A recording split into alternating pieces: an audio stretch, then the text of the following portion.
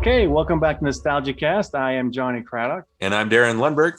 And this is kind of the start of season 3, right, Darin? Like we've taken some breaks here and there, and we've had a little bit of a break. I moved and you had a vacation, so we're back with season 3.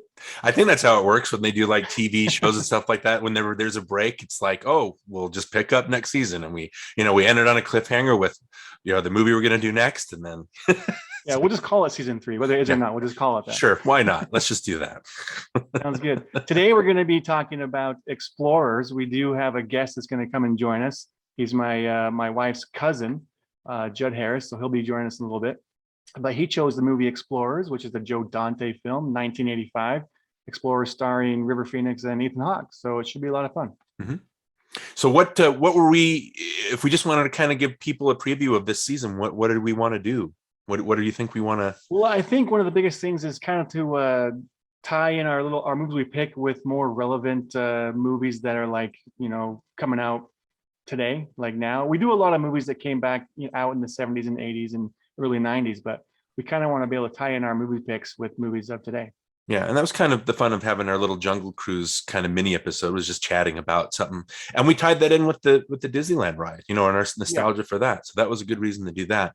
It's just a lot, I've noticed that, if we do like Rad, or if we do like an old John Landis movie from 1981 that no one's ever heard of, like who's gonna download that? So if we can try to figure out, especially today, I think with all these nostalgia based, I know we've got a new Ghostbusters movie coming out. I know there's a new James Bond movie. So we can tie them in that way and try to figure out a way to do that. So I think that'll be fun. And there's Halloween 19 coming out. 20, something like that. Oh gosh. So yeah, that sounds good. But anyway, before we bring Judd on, let's go ahead and watch the trailer.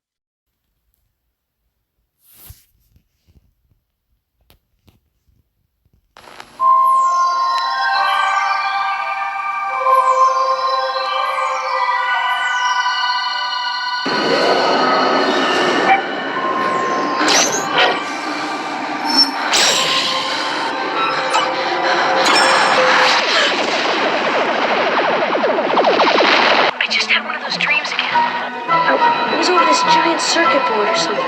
We can take a look at it tomorrow, okay? This kind of stuff usually takes years and years to develop and work out the bugs.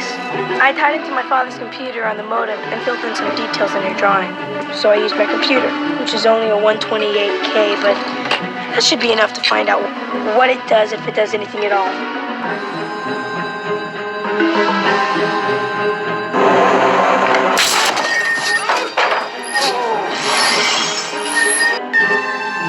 If we had something to sit in, all three of us could fly around in this.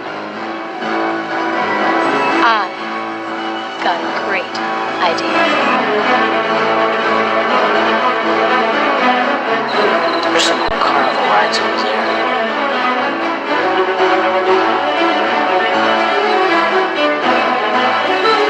Pretty neat, huh?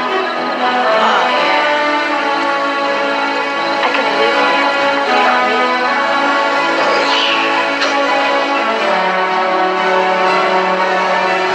Here's the thing about It's beautiful. How are we gonna get this thing running? it's got wheels.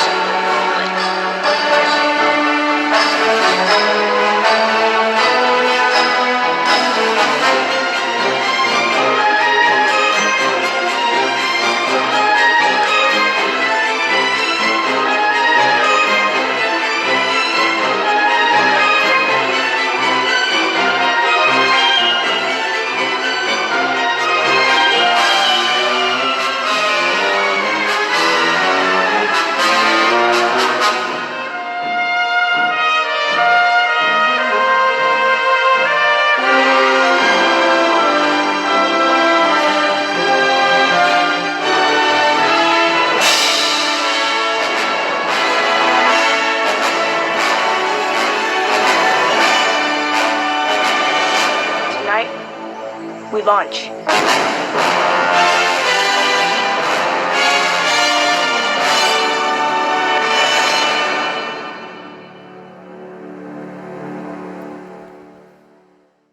Okay, so Explorers, Joe Dante, 1985. And we want to welcome our guest, Judd Harris. Now, Judd, you are kind of like family. You are family. You're my wife's cousin. And we first met, I remember we met at a Christmas party. And I kind of had this thing where if I'm hearing people talking about movies, I will like instantly kind of interject myself into the conversation because, I want to talk about movies. So I heard you talking to my wife's brothers, my brother-in-laws, and I forgot what you were talking about, but it was kind of like, wait, I know that movie. And so I kind of like said, I kind of like butted myself into the conversation. And then that's kind of how we met. And we just kind of talked about movies all night. And so then I was making a kind of a student film, a little short film. And one of my friends who made it with me, he was the DP as well as the editor. He had to do an assignment for his college filmmaking class. And he just acquired an 8mm film camera. And so we wanted to do it twice. So we made this little short film called Give Pizza a Chance. And I wanted you for the star. I wanted you to be the lead in the movie. Yeah. And then you had like a conflict where you couldn't do it. And you said you couldn't do it. So I got somebody else. And then once I cast somebody else, you called back and said, hey, I can do it. And I was like, well, I already cast somebody else, but you can still be in it. There's another part for you. So you got to be the cook in the background in the little short film. Yeah. But anyway, it was a fun little thing we did together, and we got to like make a movie together, and so that was kind of fun. But so before we start, tell us about yourself. Tell us about what it is about film that you love so much, and why you're so into it. For me in film, it just has always been part of my life since I was a little kid. As you know, your father-in-law used to work in the industry, and my cousin, your brother-in-law, he still works in the industry. And when I was a kid, we weren't well off. So whenever we got to go to a movie, it was a big deal to me. And that's why I still today make a point to go to the theater and buy the popcorn and get the drink and get the candy and sit there and just be at awe that this magnificent thing is being put out in front of my eyes, and hopefully that it is a magnificent thing and not something that's crappy. Yeah. Sometimes you do go to a crappy movie, but sometimes you're lucky enough to go sit through a good movie. And like this movie, I watched it actually twice a day, once when I got up this morning and then once right before this, so that I could have it really fresh in my mind. And as I was watching this movie, Explorers, it really did take me back to childhood. Like my first memory of a movie is actually Empire Strikes Back, and watching the Hoth battle scene just like made a big impact to this little 4-year-old kid that got to go to a movie. I remember where the movie theater is. It's torn down now. But yeah, it was just had an impact on me from such a young age that there was this world out there of creativity that I could escape into. And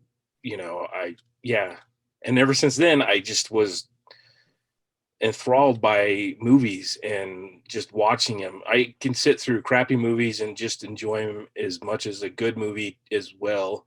When I was in high school, I actually took a semester of appreciation for movies, or like how they were made and from the beginning and all that stuff. And so I got to watch a lot of good movies there. The one movie out of all the movies that I remember actually watching and had a big impact on me was Kafka. I just remember that, not Willem Dafoe, the other guy. There's another guy that to me reminds me of Willem Dafoe. Jeremy Irons, is that the one who's in? That's the one, Jeremy Irons. Yeah. British actor, really reminds me of an American actor. I don't know why, but anyway, I just remember watching that movie and like it was all black and white. Yes, it's Steven Soderbergh's like first major movie, I think.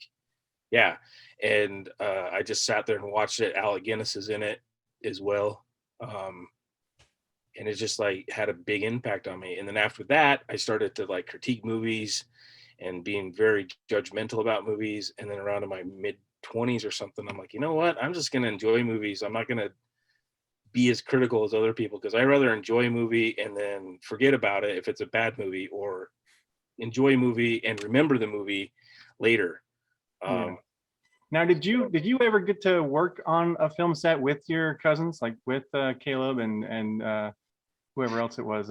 Yes, Ephraim, right? yes. The reason why I'm smiling, because that was the first story I was going to tell you, is that Oh, okay. yeah. So one time when Caleb and I think it was just Caleb and Jake, my uncle and my cousin, were down there working, and they're like, we have this time off for a couple days. Why don't you come down and see me and see us and everything? So I flew down there, and when I got there, they're like, actually, a non-union job showed up. Do you want to come and hang out and work and everything? And so I'm like, yeah, I'll go. Why not? I mean, I'm getting paid at work and I'm getting paid here, so I might as well do that. And I made more, I think, in 3 days of doing that than like 2 weeks of work at my job. Which movie was it? It wasn't a movie. It was Oh. just like I think it was like a pre-pilot. Okay. See if they wanted to make a pilot out of it to make sure they wanted to see if they wanted to make a series. Yeah. And like I'm wearing a Firefly shirt, and for the longest time I had convinced myself that was the one that I was working on, because it was like some sci-fi show. But then I started like calculating when Firefly came out and all that, and I'm like, no, that can't be right. I really debunked it, but I worked there for 3 days. It was amazing. Jake being able to tell me and knowing that I know what I'm doing when it comes to construction stuff, that he just gave me a diagram and he said, go put those rock and roll trusses together.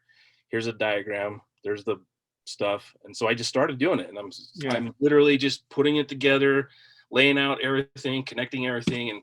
And some woman just comes over to me and she's asked me, how long have you been doing this? I looked at my watch and I'm like, about a half hour. And she's like, no, I mean, in the industry, I'm like, about a half hour, because it's my first day.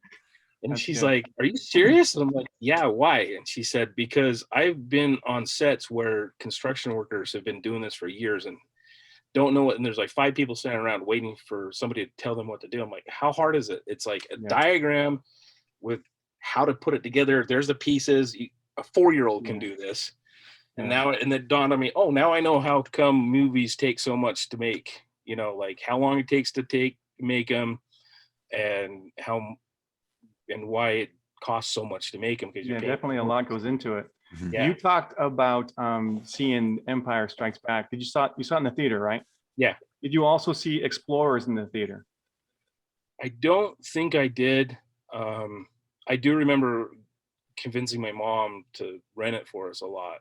Okay. And me and my friends would watch it, and then we go play it, afterwards. I didn't have the mindset of let's make our own movie then. I never have had that mindset. I just always enjoyed it. Yeah.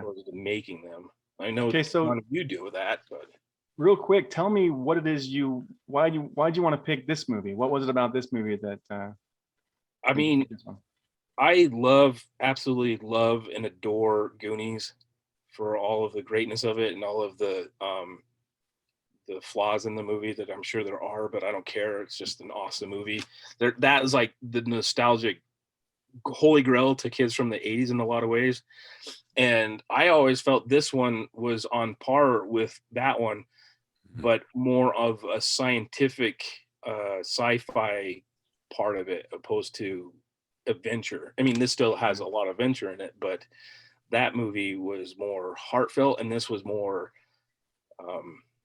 scientific, I guess. And I always admire science and everything, but I was just never, at the time, I didn't have the mindset for it or whatever.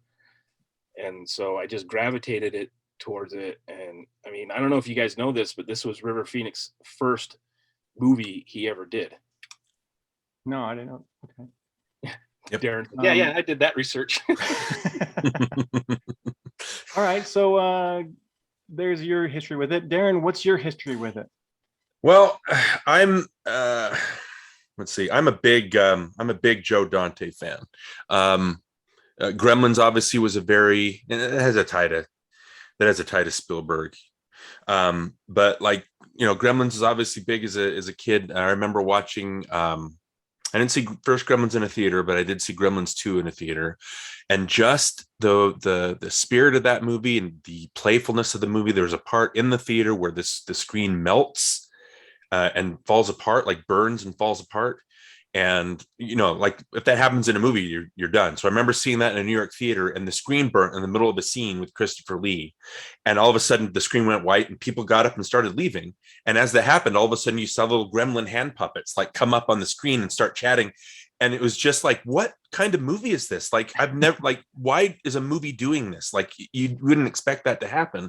And like a quarter of the theater had already left, like, because it's in New York and they're aggressive, and they just hustled out of there because they'd seen that happen before, I guess. But just the fact that he did that in a movie. And I know it's ripping off like Ingmar Bergman of all things. There's a movie that he did called Persona where the screen melts, and it's a very meta movie because it makes you aware that it's a movie. But just the fact that he did this in a big blockbuster movie was just, it won me over. And then after that, like I caught up on INNERSPACE and a Matinee he released in theaters. I'm a big Dante fan. I just like his spirit, but Explorers was like a blind spot. I had a chat with a Twitter friend, Jason from Binge Movies, and he does this thing where he has like 5 movies and you chat about the 5, and Explorers is one of those movies that he wanted to chat about. And I remember putting it on, and it was just a bunch of dumb 80s movies that weren't very good. And this one comes on, and all of a sudden it says, Joe Dante. And I remember like all of a sudden it had my attention. So I was like, Joe Dante directed this? Like, I didn't put my research into the movie because I didn't think it was the movies that were talked about. It wasn't, I didn't expect any of them to be good, I guess you could say. So seeing Joe Dante's name on the screen, it got my attention already. And so the first time that I actually watched this was a few months back, just a few months ago. And again, like I said, it had my attention. We'll talk about where that attention went. But yeah, it was just that was my first experience with it. It was my blind spot with a director that I really admire. And I'm happy that I've seen it. Okay. I have a question real quick. Sure. So, Darin, did you recognize the composer from the beginning? Yeah, that was, well, the notes, Jerry Goldsmith has a very noticeable style. He has an electronic style, but again, it's like a lot of 80s movies kind of sounded like that. But not a John Carpenter's style. Yeah. Not like that, a little heavier on little, I don't know, robust, I guess you could say. But yeah, as soon as you see the name Jerry Goldsmith pop up, you're like, oh, Jerry Goldsmith, that's a good name. As soon as you see the name Richard Edlund, the special effects supervisor, you're like, what? Richard Edlund, who did Ghostbusters and Poltergeist, he's on this? And then you see Rob Bottin's name, who I know from RoboCop and from Total Recall and from The Thing. And then you have Joe Dante's name that came up. Then it was like, holy cow, this is an actual movie. This isn't like a lark or anything. And again, it had my attention. Did I answer your question? Yes. Yeah. Okay. It's just like with me, Jerry Goldsmith is probably my favorite composer, just because he's so, every composer is unique and everything, but for me, he did that one. He did, Rudy is like my all-time favorite movie, and I've listened to that score so many times. And so whenever I start watching a movie that I didn't know he scored, and I can automatically tell it's Jerry's music because I've listened to Rudy so many times, and he's got these little techniques that he does just like everybody else does. Danny Elfman is like the king of that, because in my opinion, because like you can automatically tell it's a Danny Elfman score or a John Williams. There's tons more.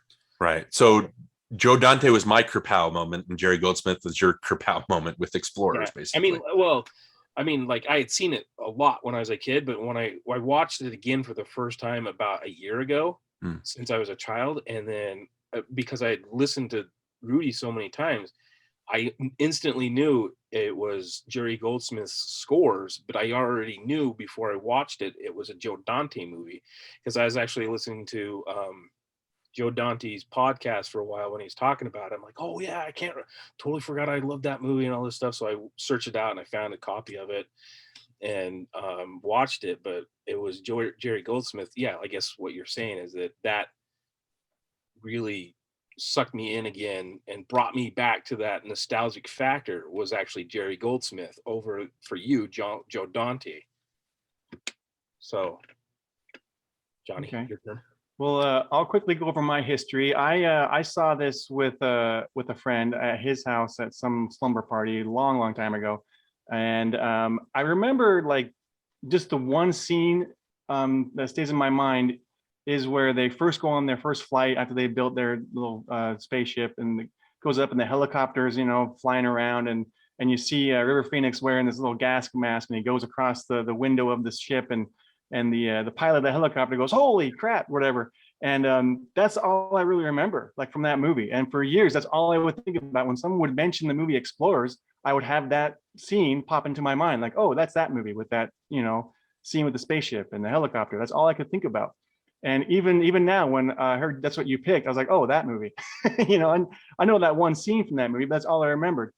And so, watching it this time, we sat down to watch it, and I was into it for the first little bit, and I started to find myself getting really bored. That's a problem with me. If I don't get my attention, right away, then I lose interest, and I just kind of like will either leave the room or just do something else.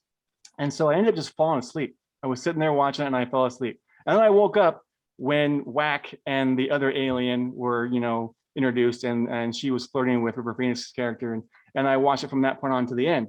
So because I missed the middle of the movie, I wanted to watch it again, and I said, "Well, let's have the kids watch it. We'll get them in here. We'll sit down. We'll watch the movie again." And so we put it on, and the same thing happened. Like, I got to the first maybe 20, 25 minutes, and I was like, "Oh no, I'm getting bored again." Like, I don't know if I can do this. And so then I actually had to go to the bathroom, went to the bathroom, then I took a shower, thinking, okay, maybe I'll get past the boring part, I'll go back in where it's interesting. And again, it happened where I ended up being just right at the point where the aliens were introduced. And I was like, "Oh, I missed the middle part again." So I've seen it twice, only I missed the whole middle section of the movie. But like I say, from my history with it was just the memory of seeing that one scene with my friend at his house at that summer party. But I for some reason this time I could not get through it. It's kind of like me with Last of the Mohicans. It's a movie that I just can't get through, and I don't know what the reason is. I try to watch it and I try to get through it, and I just can't. So this is one of those things that just kind of a weird thing that happened this time around too. I understand Explorers, but Last of the Mohicans, really? I don't know what it is. I fall asleep every time. Well, I think just some movies, like the mood and the tone that they establish, I can understand that. Like, it just doesn't do anything for you. It doesn't engage you, so your brain kind of checks out. So yeah, I'm with you, Jed. Like, Last Mohicans is one of those movies that addicts me. But at least Johnny's like, well, I don't know. At least he's not saying that it's one of the worst movies ever made. I've tried like a dozen times. I've tried to watch that movie. It just lulls me to sleep every time. Last of the Mohicans is another one of those movies where, and actually the score, the composer, it eludes my brain right now, but that's another score that I absolutely love. Just that music, and as you can tell, I love scores. But yeah, that Last of the Mohicans, the way that the swells and everything. But we're here to talk about the Explorers and not Last of the Mohicans. Yeah, so about Explorers, I told you to kind of pick a topic, what you wanted to talk about, and you mentioned to me that you wanted to talk about how you're able to relate to this movie and to the characters. So kind of go ahead and expound on that a little bit. Yeah, so when Ruth told me that I needed to watch the movie again, I'm like, no problem. But then when she said I have a homework assignment along with it to pick a topic to talk about, I'm like, well, what am I going to talk about? And like I said, I watched it twice today. And the first time, the thing that really popped in my head was how, when I was a kid, I always wanted to be a bit of each one of those characters. Like with River Phoenix, because I have learning disabilities, I always wanted to be smart. And so I always liked how Wolfgang, the character Wolfgang, was so intelligent and just was able to articulate his words well. As you can tell, I have a problem with that at my age still. And then with Darin's character, he had confidence and stuff, and I never really had confidence. Well, he was kind of the mechanic, right? He was and mechanically inclined. Yeah, so you definitely have that skill, and you have that quality. And that he would stand up for people, and I wish I would have stood up for other people when I was a kid. I was bullied too. I mean, like a lot of people were, I was bullied because people thought I was stupid because they took me out of class to take me over to another class to teach me how to read better because I have dyslexia and all this other stuff. And then with, with, uh, Ethan Hawke's character, Ben, his character, I wanted to be, I wanted to have that like confidence that he had too, that he was able to just to do what he wanted to in his dreamer attitude. That he's like, this is what I want to do. I'm going to go do it. And he would do it. And I still struggle with that today, but I mean, I'm way better than I was when I was a kid at following my dreams and stuff. Like I'm doing a podcast. I would never have thought of doing that before. So. Okay, great. Darin, what about you? What was the question? Sorry, I was just kind of lost in in Judd's What story. was the topic that you? Oh, my topic. Okay. Yes. I just like am I going to add to Judd's topic? Okay, so my topic, again, like talking about Joe Dante, we won't go too deep into it, but it's just interesting. Like a lot of the movie, like it once I realized it was Joe Dante, there's a lot of his staples. Like he has a lot of the in jokes. It's the Charles M. Jones Junior High School, which is Chuck Jones from Looney Tunes. There's a bunch of in jokes. There's a part where the Meshack Taylor character, after he gets out of the helicopter with Dick Miller, he looks at a newspaper and you can see a little blurb that says Kingston Falls riot still unexplained, which that's where Gremlins took place, was in Kingston Falls. There's another on the right side that said arson suspected in Colony Spa blaze, which that's taken from The Howling. The colony is where all the werewolves hung out. And so, and like it has a lot of Looney Tunes as like FX. I think they use like an Atari game as this the sound effects for it. Obviously the Chuck Jones, the Looney Tunes connection, when we see Whack for the first time, he says, "What's up, Doc?" You know, connecting it to that. And so there's a lot of the pop culture-ness that kind of finds its way into the movie. So again, the kind of talking about the movie itself, like the first half I thought was really, really strong. I thought like it, like Judd, you were talking about, it does have the Goonies. I thought that had, this time watching it, I was like, this reminds me of the Goonies. He's got these kids that are, trying to, they're, they got their parents that don't really listen to him or whatever. Or I especially liked Jonny when we did the Goonies episode, when the parents come out at the end, they're a lot like their kids. Like you notice that, anyway, so they're a lot like each other. And so especially watching Wolfgang's parents, who is it? Judith Cromwell. Ivey and James Cromwell. It's nice to see them in an early movie. That had a very Goonie-esque kind of feel. I just thought that the kids were a lot less obnoxious than the Goonie kids, so I was able to appreciate it a little bit more. It reminded me again of Stand By Me, having the River Phoenix connection. There's the way that they're the Ben and Wolfgang and Darin, which Jonny, this is a first, because I know we always talk about how we always have characters named Jonny in movies, and this is the first time I think we've ever had a Darin character. So I thought, hey, that's neat. But you see them together, and they have their own talents, and they're being bullied, and they go on adventures. It reminded me of Stand By Me. It reminded me of It, even though the book It didn't come out until the year after this movie was released. Stand By Me, I think, or the novella The Body came out, was in different seasons in 1982. So again, it reminded me of those. I just thought it had a very good spirit of adventure. I thought it was going somewhere. And, Dick Miller shows up and I started laughing immediately because, again, that's very, very Joe Dante. And one of his first lines is, "I swallowed my gum." Thought that was really funny. And so, again, I thought it was going somewhere very nice. I thought it had some themes that it was, attaching itself and was going to build on those. And I think my problem with the movie is that it just doesn't. Like, Judd, I don't know if you're familiar with the back story of this movie, but when they were doing it, they didn't really have a finished script. I think Dante was saying something about the kids went to space and they played baseball. They had a baseball game and that was it. And Dante was like, we need to do something else. And so they were spitballing and still coming up with ideas as they were writing it. And then when they're editing the movie together, I think the studio that got a hold of it, they switched hands or something like that, and they finally said, they told Dante, "Look, we've got to release this in summer. We're moving it up from August to July. Stop what you're doing right now. We'll just release whatever you've got edited." And they put the movie out like it was unfinished. I think the original cut was like 3 hours, and they cut it down to an hour and 50 minutes. That kind of explains why it feels disjointed like that, why it feels like two different movies. Because I had the same experience. I mean, I only missed the middle part of the movie, but I still saw the beginning and I saw the end, and it seemed like two different movies from what the parts that I did see. So I can kind of see why, knowing that now, why it kind of feels that way.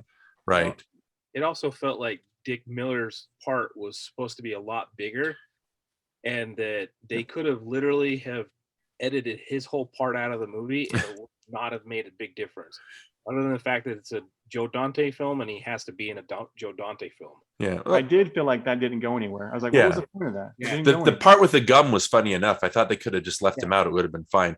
I thought that and again, talking with Jason and in binge movies, I mentioned this, is it had a Kent Mansley feel from the Iron Giant.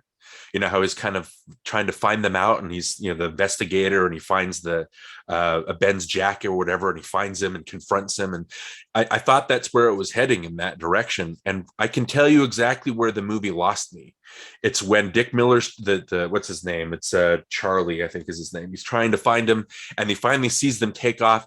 And they're building this thing where he's trying to capture him, and they do this thing where I thought it was interesting, where he's having dreams. Like Ben starts out having dreams, and then Wolfgang starts having dreams and creating stuff. And then there's a scene where Darin started having the same dream. It was right after we found out that Charlie is also having the dream. And so I thought, again, it feels like they're headed somewhere. It has Ben who's attracted to the what's her name? Can't Buy Me Love Girl. Yeah, Laurie Swenson in the movie. You think that's going to go somewhere? Maybe she's going to join them, and that doesn't really happen. And the part where it lost me is when Dick Miller, you think it's heading to a place, and he sees the ship take off, and he goes, "Way to go, kid!" I'm like, what? Yeah. Like it just stops right there. Why did you even build to it?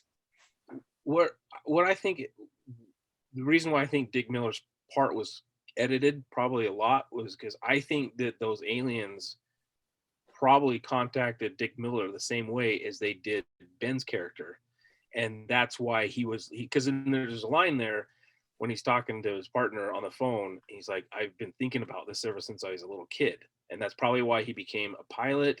Yeah. And why he became a cop and all this stuff. So I bet there's a big backstory in there. I mean, we'd have to ask the screenwriter or whatever, but I mean, the screenwriter was there in the movie. He plays Darin's teacher, Right. and he's passing out those notes, the homework.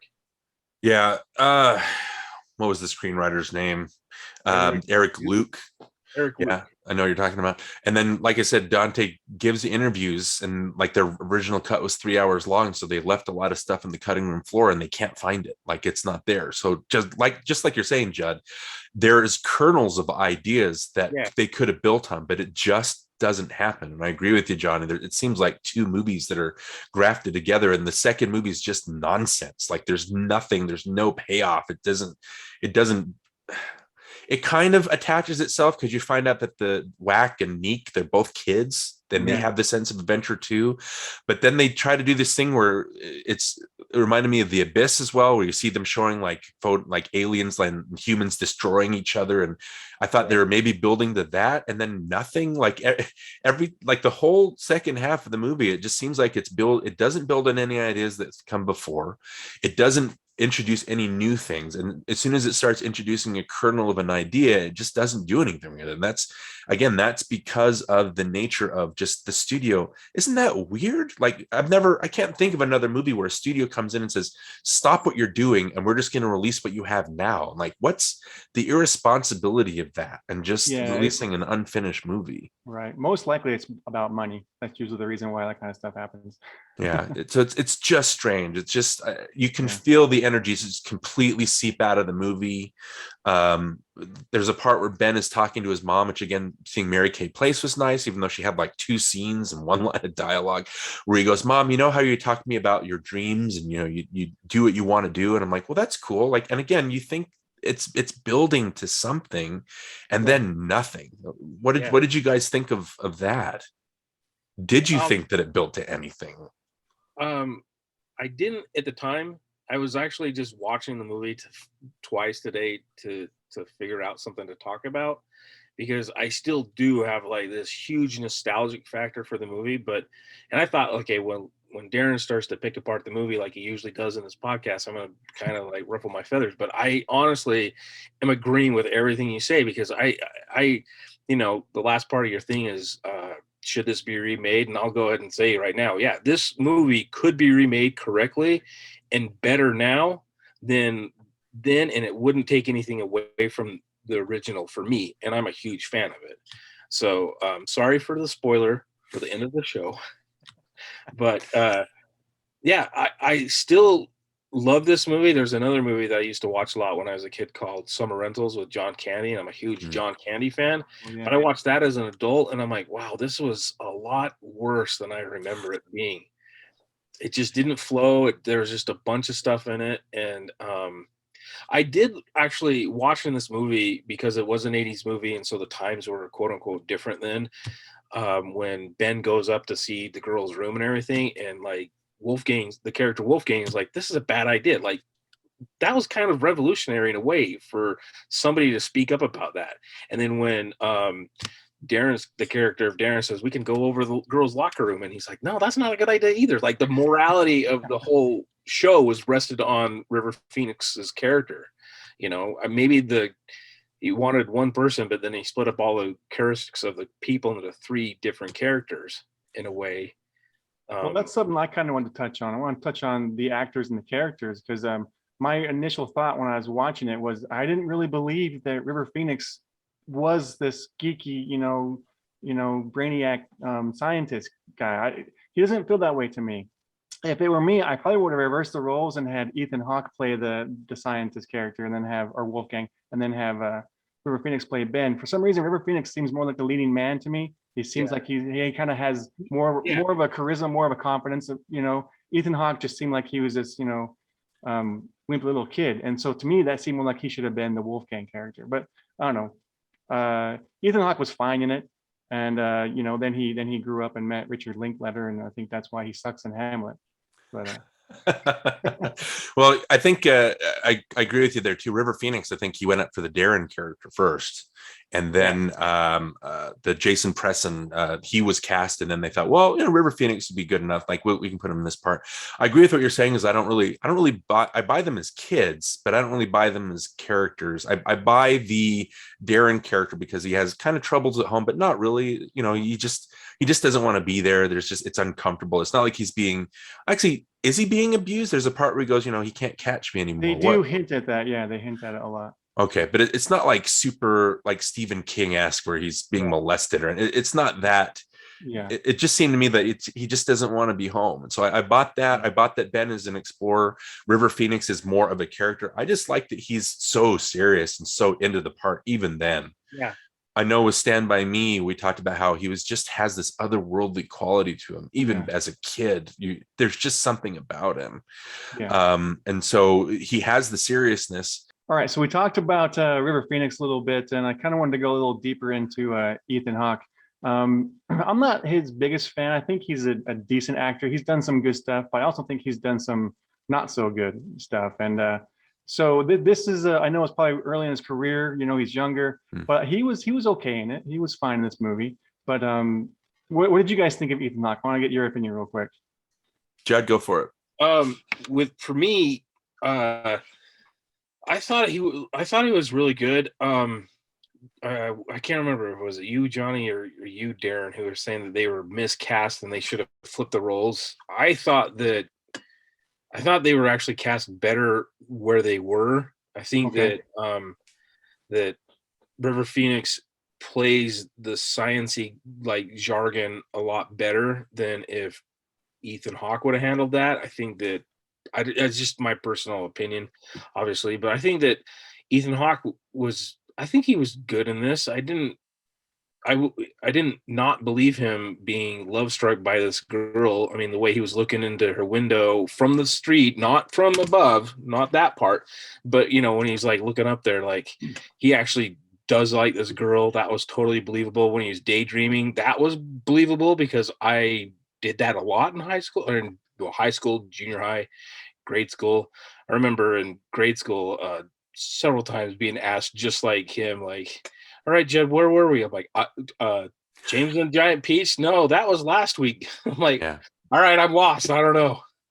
So yeah, I thought he was very believable in it. I didn't have a problem with him. Well, for me, what first raised the issue was when you see him walking to school and he starts getting bullied, and they knock the books out of his hand and all that stuff. And I just was, and then they rip his pants at one point. And I remember like thinking, I don't think River Phoenix would put up with that. You know what I mean? Like just from what you know of River Phoenix, and it's kind of like, I know he's playing a character, but it's kind of like, I don't believe that this kid who has the look that River Phoenix has, and just the, like I said before, charisma and the confidence that he kind of exudes on screen, I don't think he put up with that. And so it's kind of like, I didn't buy that he was a nerdy character.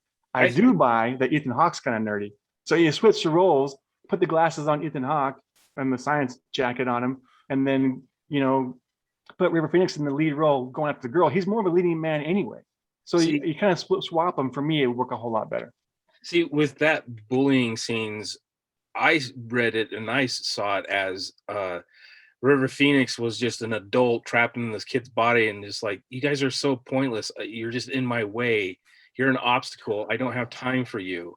Yeah, kind of it's just because like, what you know of River Phoenix, with his career later on, it's kind of like he wouldn't be cast as that character ever again. You know what I mean? He's always been kind of was when he was cast in Sneakers. He kind of played that same kind of a character. Okay, I can kind of see that. Yeah. Kind of on the spectrum. He was kind of on the spectrum in Sneakers. Judd, I agree with what you're saying. Like, I saw that too. I'm going to agree with both of you, and I'll explain why. I saw that too. He's above that. He's like, I don't have, like, this is stupid. Like, when he gets his pants ripped like this, I don't need to be here. Like, I don't need to put up with this. And so that's why he leaves. But I think Jonny, I don't know particularly if I would have switched the roles. I just think maybe River Phoenix is a bit of a too strong of an actor to play that part. He's got too much of a gravitas. So I see that. As far as Ethan Hawke goes, like you were saying, Judd, him being in school, there's the kid stuff in this is very believable. Yeah, we've all been there. We've daydreamed. We've gotten lost in class, and so just those parts, when he answers wrong, and there's the girl that sits behind him and she just kind of shakes her head and she answers. What I liked about the movie, and again tying in with the looking in the girl's window, is all these 80s movies are very, if you study these 80s comedies, they're very sex oriented, and there's like Revenge of the Nerds and a lot of these things, even though they were innocent at the time, they're really, really gross when you watch them now, and they're so heavy with that stuff. And so what I liked about this movie is there was an innocence. They still were like that because they're kids. I think Ben isn't really thinking about that. He just likes the girl and he wants to look at her. He's not, and it's the Darin character. I like that it's my namesake who's the kind of the pervert. He wants to look, and I like that the Wolfgang is like, we don't have, this is not right. So I like that there was the innocence to it, and it did capture the childhood of it, and the kids do a good enough job where I bought that they were kids. I don't know if I particularly bought, like you said, Jonny, River Phoenix in his role, but I thought they were good. Like, they were fine. Like, there was nothing like annoying or amateurish about their acting. They all did a good job, I thought. If you think about it, James Cromwell was actually acting more childish than adult-like, and River Phoenix was acting more adult-like than James Cromwell's character. Yeah. When his dad comes down, he's all fumbling around. He's like, no, Dad, it's over here. Just go look over there. Basically, like shooing the kid out of the room, when he's the adult, and stuff like that. You could just tell that River Phoenix's character was the adult in a lot of ways. And as for let's talk about the character of Darin, if you don't mind. His character to me, and the actor, I think his name was Jason something. Jason Preston. Yeah, Preston. Yeah, he's just the kid from Twilight movie. That's Twilight Zone. That's what I always think. Yeah, he didn't really have much of a career after this. And this is the only thing I've seen him in. I've never seen the Twilight movie. Like Twilight Zone. Yeah, he's in Lady in White, which is very popular. I know he had a cameo in Gremlins too, but I think he was fine enough that I thought he would have been in more stuff. You know what I mean? Yeah, he seemed like he probably would be the one that would take off. You know what I mean? Because he kind of had a screen presence too. Yeah. He has that same I don't want to say James Dean quality, but like he doesn't act cool, but he is cool in a way, and it's just so effortlessly for him. That's what I wanted to be as a kid, is just to be effortlessly cool, you know. And I guess that's the other part of his character that I really gravitated towards, is like, this kid just doesn't give a crap, and I always just didn't want to give a crap. You know, he had real life problems to deal with when he went home. So watching another kid get bullied at school triggered that probably, and wanted him to protect Ethan's character Ben in a way. Yeah. Well, if we can, I mean, let's we've talked about the kid performances enough, and we've talked about, like, I think it sets up childhood just fine. I think it sets up like the adventure idea, you know what I mean? I know that to the Ben character and the Wolfgang character, they've got books from Heinlein and Asimov and Arthur C. Clarke in their rooms, and so obviously they're going to be addicted. I like that at the end you see Darin. Couldn't see what book he was reading, but he's in a tree and he's reading something, so I think he's got caught up. But as far as the first half of the movie not setting up, I mean, what did you guys, was there anything particularly annoying about the whole time they were on the spaceship? Again, that's where it just completely lost me, and it was interminable this time. It was like, what, just get past this. I don't understand, like, especially knowing when nothing was going to happen. I mean, what did you guys think of that whole second half? I mean, what were the issues you guys wanted to bring up? To me, it felt like those old 50 movies where they do go onto an alien spacecraft, and it just felt like a completely different movie. Like, if you've ever seen This Island Earth, I've seen it basically the MST3K version of it, but the first part of it, I mean, this movie, and it's in this movie obviously, but this movie felt a lot like that. Like, the first half of it is just all science and all this like building up to something, and then all of a sudden they're in space and they're on Metaluna and all that stuff, and it's like a totally different weird kind of movie. And actually Ben's character talks about it in the beginning when he's talking to Darin, when he's trying to give him his Walkman and all that stuff. And that's what I felt like this movie was more like. You have like the science talking, and then you have the science part of it, and then they have a bunch of comic relief. And I thought, what's his name? Robert Picardo. Robert Picardo, thank you. I thought it was like Picardo Frankenstein. I don't know. Anyway, Robert Picardo was so good, and like, when I was a kid, I didn't know who it was, and I thought that was an actual B movie that was filmed. And no, it was Joe Dante taking his experience through working with Roger Corman and doing that B movie stuff, and just bringing it in and making it perfect, because that's where he learned his craft from, and then going on to doing what he did. But anyway, I thought those scenes were amazing. But I do understand what you're saying, that it was like one movie and then all of a sudden it was another movie. When you said the spaceship, I thought you meant their little spaceship that they built. But what the you're Thunder saying Road, is when they're on the car for the daddy's car. It did really feel way different and weird. And I actually did notice that this second time I was watching. I'm like, you know what, this is kind of odd that it just felt weird in a way. Like, this is a totally different movie now. Yeah, it wasn't paying off on anything. Like, No. if they'd set up maybe that the aliens were coming, and you know that's where they were aiming to, then it would have been something like try to build in there somewhere. But and that's why I say that this movie is ripe for a remake. Yeah, because it could be remade correctly in a way that could bring people in, and this is what they call an IP. So they could just say, let's remake this instead of making something new, and then totally make it completely different. When they're actually able to sit down and think, okay, what can we actually, the setup is strong, what can we actually do with this to pay it off? They can actually sit down and make it happen. See, with Goonies, the payoff is trying to get money from the ship to save the Goondocks, right? And in this one, what is the purpose of the whole movie? Just to explore space?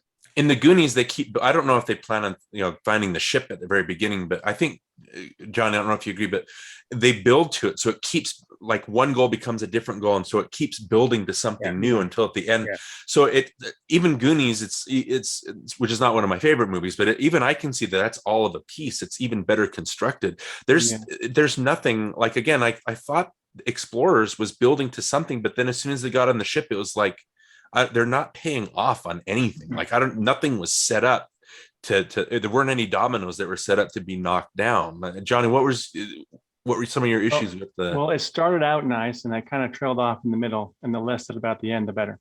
Yeah.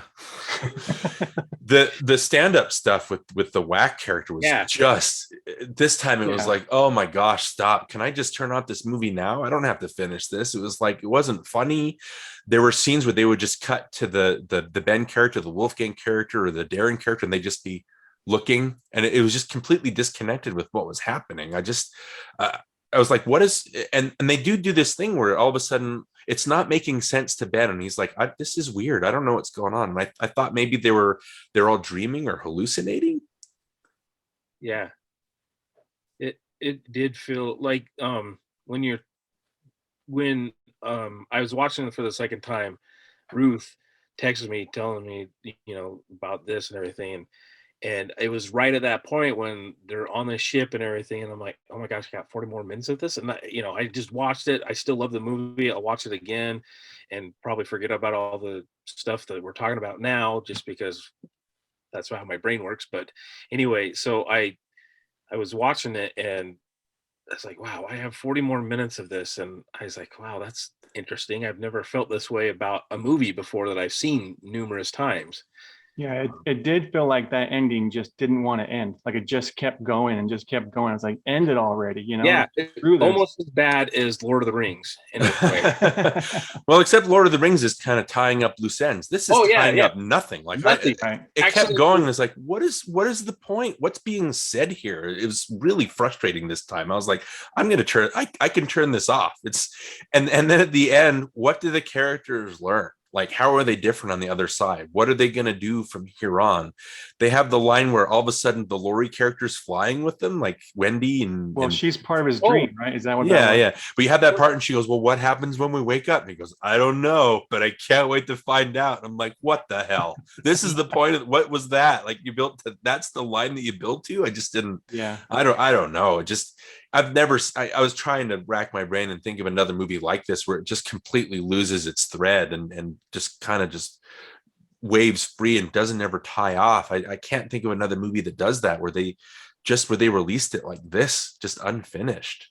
When you, Darin, I think it was you who were saying earlier, like, why were these people having the same dream and everything? Well, when Darin was on the ship, he's sitting in that spot or whatever, and he could project the memories and everything into the dream. And so what was happening earlier is that they couldn't get all the information out of Ethan Hawke to Wolfgang's character, the character of Wolfgang.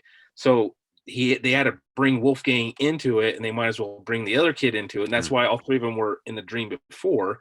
And then when they were looking at the picture at the end, when Whack was looking at the picture and it says hubba hubba and all that stuff, and he's like, I wish I could be with her, and he's like, that might happen sooner or later, or something to that effect. And that's why she was probably brought in to the last part of the dream. And you guys you're saying, what was this building up to? And the second time I watched it tonight, I'm like, they're building up to a sequel that never happened. That's what it felt like. They were building up to a sequel. I mean, Meek, or what is her name? Yeah, Meek. She gives him that amulet or whatever, and he's looking at it in school and all that stuff. And that would have been perfect for the sequel if they were going to do a sequel. Yeah, except bringing like Empire Strikes Back into it, at least where that ended, you knew where the third part was what it was gonna be about. Like the way this one ends, it's like the amulet lights up and they dream, and like, I can see what you're saying about a sequel, but then they don't doesn't build to the sequel at the same time. It's just strange. It's really strange. Yeah, I totally agree with you. It is, the more you guys talk about it, the more I realize, this is a weird movie, but I still love it. Yeah. So I know you already mentioned it, Jed, that it should be remade. Darin, where do you stand with it? Oh, absolutely remade. We talked about, I think the first part is really strong. I like it that they set up these things. I like it that it's the idea of exploring and following your dreams. I'm not the type of person that can sit here and go, well, this is what they should have done, because I can only focus on what's in front of me and what went wrong and how it doesn't work. So I don't know how they could have tied it in, but it did feel like it was building to something. So you could even just keep the first part as is and then just do something completely different. And again, the alien designs, I thought they were great, but after a while it was like, okay, like why? What's the point? Like there just got to be a certain point where, like, well, I was saying, what's the point of this? What's the theme? What am I supposed to learn? And it wasn't teaching me anything. There was no lesson, and any lesson that there is even if there was one, it's on the cutting room floor or has been destroyed somewhere. So you could absolutely remake it. Like the Joe Dante stuff is there. It's funny. Some of the gags are great. You know, when the basement, Wolfgang's basement is being destroyed and the little electromagnetic bubble is flying around and it's knocking things down. I thought that was believable. I like the part where they're on the ship and that spider thing comes out and has the two tendrils, whatever, that come out and sniffs Ben and Wolfgang and explores them a little bit. I thought that was funny and had some good gags in it. So it's very Joe Dante-ish. It's when you're hooked on a director and this happens, like it becomes a nothing movie, it's really distressing. It's disappointing that a director that you admire, it goes nowhere. Let me just talk about another Joe Dante movie from the 80s, INNERSPACE. That I haven't seen that for a while, but if I remember correctly, that movie did have little hiccups here and there, but it seemed like it flowed from beginning to the end all the way. Unlike this movie, where you're right, the first 45-50 minutes of it felt really good, and then the last half of it was just a completely different weird movie. And so you put two movies together and it doesn't work. But if you continue either the back half all the way to the beginning or the front all the way to the end, those are two good movies possibly. INNERSPACE has a goal. You know, the Pendleton character gets injected into the Jack character and you got to get him out. Like, but then again, it's Jack, the Martin Short character, is set up from the beginning to be a weakling and he becomes strong. You know, the Tuck character is uncaring and he learns to care.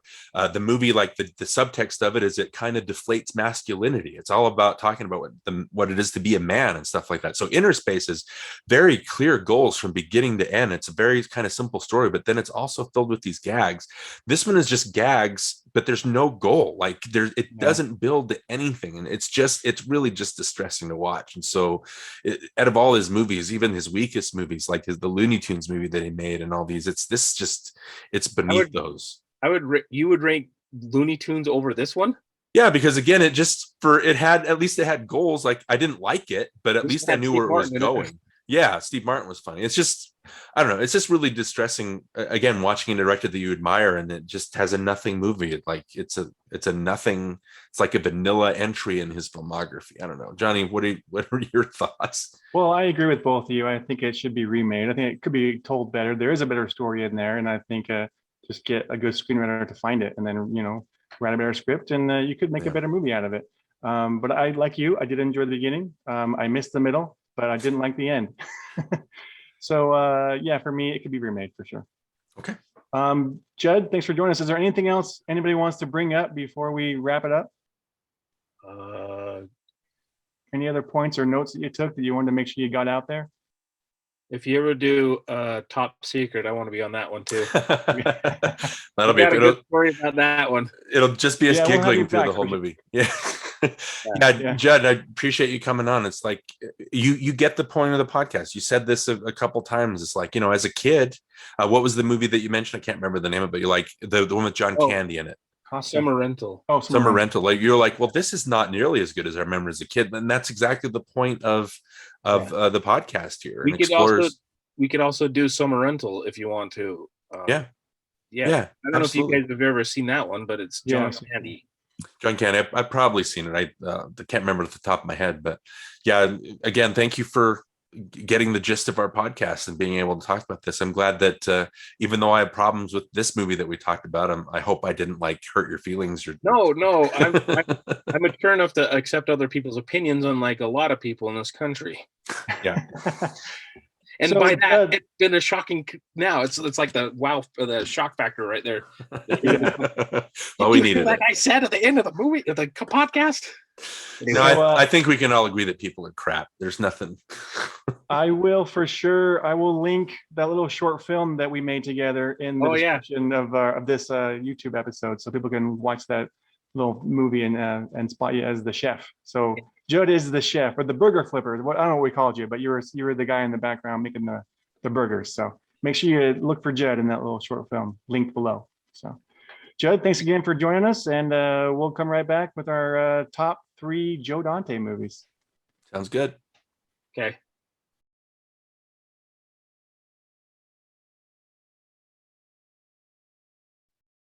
Okay, we're back. We want to first of all thank Judd for joining us. That was a lot of fun to have him on. And before we get started on our top three, is there anything else that we didn't mention that you want to mention? No, I think we covered it all. Again, Okay. just based with the movie, good start, terrible 40 minutes. Like when he said 40 minutes, I was like, I sat through 40 minutes of that. It's like, oh. Yeah.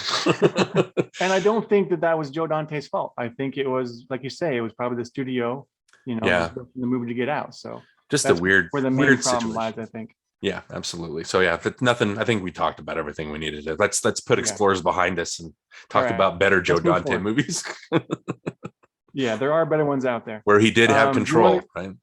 Do you want to go first, or you want me to go first? Why don't you go ahead and go first? We're probably going to overlap on a couple of them. I bet you anything, but Okay. I mean, and, what? Go for it. So what was that? Sorry.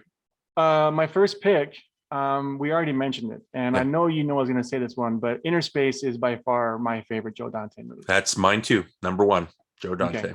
What? Okay. First of all, what do you like about Joe Dante, and what is it about Innerspace that makes that the best Joe Dante movie? Well, here's the thing, like I really didn't pick up on a lot of his isms, maybe because I'm not as familiar with him as you are, but I do just enjoy his movies. They're just like, they're fun to watch. I do like, I'll mention the other ones later, but I do like a lot of his, his comedy and his style. So I think it's good. Yeah, absolutely. I think we talked about with Judd. It's got very clear goals. It's got a good setup from the beginning. I think we talked about with Three Amigos that it's my favorite Martin Short performance and favorite Martin Short movie because he has a character. I mean, he gets to act out and do his Martin Short isms. That's where we're going to use and I'm possessed. All that he gets to do his stuff, but he's different at the beginning than he is at the end. And there's a definite. It's just such a well-constructed movie, first of all, and then when you watch it again, and then it has all the subtext of they're kind of poking the pin in masculinity, and the Kevin McCarthy character, he's this big, bad villain, but then again, literally they shrink, so he's a little version of a man. Like the whole movie, it's about Tuck, like he's the manly man, but he has to be humbled. And then it's about Jack, like he's human, but he has to take chances and he can't be chicken. And it's just the whole movie is so funny. And it's this, I think we didn't mention that the pod in Innerspace looks a lot like the Thunder Road. It does. I was going to mention that. It does. A lot like that. It's got, and special effects are great. I think maybe it's the Steven Spielberg influence, him being attached to Innerspace and having the control. No studio is going to come at Spielberg and say, we're going to take this out of your hands and edit it because it's Spielberg. You know what I mean? Yeah. So yeah, Innerspace is just fantastic. If you haven't seen Innerspace, it's just wonderful. Yeah, it's a good movie. It just makes me laugh. I love to just sit back and just laugh at that movie. So fantastic. Yeah. Number two, I also mentioned this one too, but that is The Twilight Zone. I know it kind of has the different episodes in it, and it has Jason Preston in one of the episodes there. Yeah. But I just really like that movie. I think the last little episode they do with John Lithgow on the plane and just the little gremlin and everything that's on the wing, all that stuff is just fun. And I think it's not. I wouldn't say it's a typical Joe Dante movie, but it's a fun movie. So that's why it made my list. Okay. Was the Jason Preston, was he in that? He was the kid. He was the kid with the telepathy, I think, and he made remember he was a little kid that like made people not be able to speak, or he like made things move, and he had like telekinesis and that kind of thing. Right. Okay, and then he was younger then, but yeah, that makes sense. Okay, so my second, I'm gonna put Gremlins 2 in there, just because again. I know it's weird. Like I know a lot of people like Gremlins. It's one of those movies that and again, I think that the Twilight Zone he directed just a segment. It was segmented, that movie, right? I can't remember a lot of it besides and we talked about the John Landis thing on that movie when there was the accident that killed Vic Morrow. But with Gremlins is a movie that everybody loves as a kid, and I'm just seeing a lot of pushback on it. That Gremlins 2 is it takes a different approach. It's a sequel, but it's kind of like a spoof in a way. It's more like a Naked Gun. It has a bunch of in-jokes and stuff like that, which is just Joe Dante run wild. You have the Batman references. You have, like we talked about, Leonard Maltin comes in and he gets eaten because like he gave the first first Gremlin. He talks about gremlins in Yeah. the movie. The thing with the screen melting, it's just such a joy. And, you know, it has Gizmo kind of, you know, he becomes Rambo, you know, so he has an arc in there, and it's just, and it does this thing where, you know, the Phoebe Cates character, she has the monologue in the first movie about how she hates Santa Claus, and then they do the joke because it was a very controversial thing where she talks about how she hates Lincoln's birthday. And it's got so many good jokes in it. It just was not what I expected. I just remember being in that theater just cackling because everything that was happening in the movie was just nuts, and it didn't behave like a normal movie behaved. I'll have to watch that one again. It's been a long time since I've seen that one. Yeah, it's interesting because when they redid the screen melting for the video, they did a thing where you know, when you would watch a tape and it would like break and it would go all fuzzy and static. They did that, but then they still had the silhouettes come up of the gremlins, and then they filmed a whole different scene. You know, instead of Hulk Hogan in the beginning, they had something different. I can't remember what the what the redone scene was, but again, it's still fun on home video, and it's got like I think Daffy Duck intros the movie. Like he comes in and then he pops in the credits to yell at people for still being in the theater. Oh yeah, that's right. It's just a blast. I love Gremlins too, and it's just weird seeing so many people push back against it because it isn't what they expected. Yeah, just strange. Okay. Well, my number 3 is The Burbs. And it's not so much because of the Joe Dante movie, but more for Tom Hanks. I think Tom Hanks for me makes that movie. I mentioned this before when we did the big episode that I love Tom Hanks in these comedic roles. I love it when he does things like Money Pit and The Burbs, and he plays those kooky characters.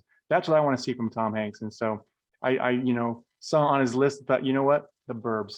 The Burbs is one of the ones that I would put that in and watch it right now if I could. Yeah, I like to call Burbs Shouting the movie because everybody yells like and right, everybody's funny. Rick Dukeman's funny, it's got the energy that a Joe Dante movie expects.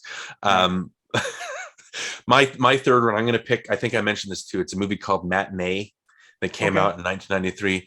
It's just one of these low-key charmers. It's about, you know, it takes place, you know, the old movies like Them, and I think This Island Earth and Tarantula and all these things where like nuclear testing would make these monsters grow and turn, you know, there's this huckster, I think it's the William Castle, the guy that used to make these movies, that he used to make experiences.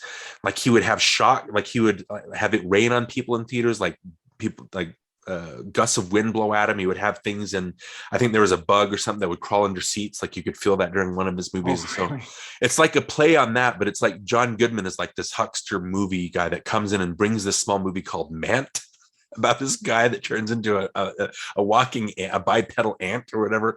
And, you know, and so he brings this movie into the small town, and they never experienced this before. And it's done with against the backdrop of the Cuban Missile Crisis, which again is where a lot of the fears and a lot of these movies came out of, like nuclear testing, creating these monsters.